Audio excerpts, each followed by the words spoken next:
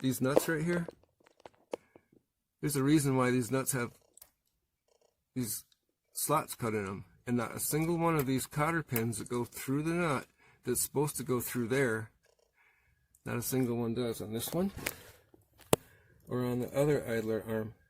Check that out.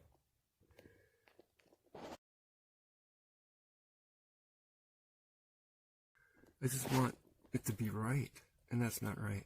Now I'll show you some factory installed ones right here. This is from the factory. See how it's locked in there like it's supposed to be? That's so the nut doesn't back out. There's a purpose and a reason for that. Here's another factory one. See how it's locked in there? It's supposed to be. And Dodge wouldn't allow that. I don't think any manufacturer would allow that. There's a reason for this nut to be this way. But what's the sense? You might as well just put a regular nut on if you're not going to do it properly. But that's minor. And that they destroyed my tie rod seal. I mean, that kind of... See how that's leaking? Let me get the camera up in there. Do you see the twist of it? Do you see...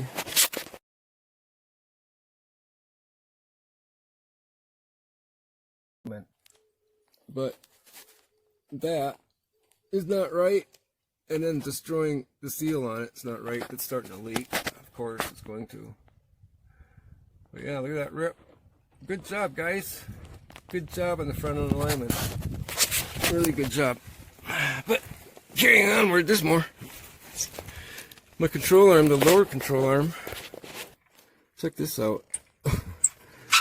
With my fingers, my arthritic fingers, I'm able to unscrew the bolt that holds the control arm to a 4,000-pound upper front frame. You know why he didn't screw that in all the way? Because he didn't want to fuck it up and never be able to get it out. Because here's the deal. It got stripped because he forced it through and it wasn't lined up.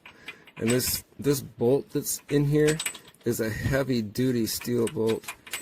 It takes a lot to fuck it up. But this should have never left the shop like that.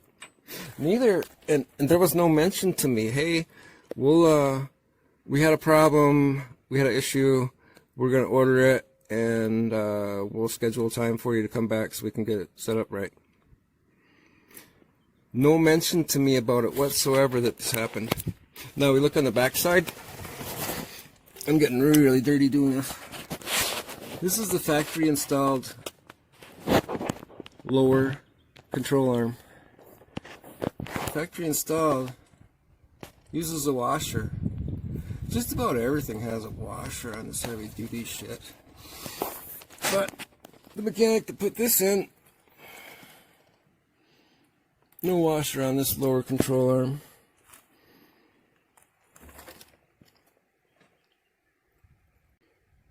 Most people won't go underneath their car and look. They trust. Trust is a pretty big thing when it comes to money like that. I don't want to do it myself. I shouldn't have to. I already paid for it. This needs to be replaced.